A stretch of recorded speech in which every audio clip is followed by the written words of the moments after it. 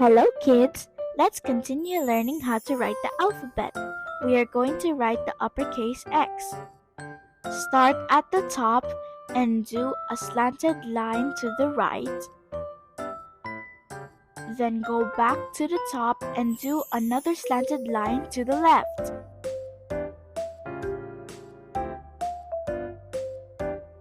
Let's continue writing the lowercase x. Start in the middle line and draw a slanted line to the right and another slanted line to the left. Congratulations! You are getting better with each try.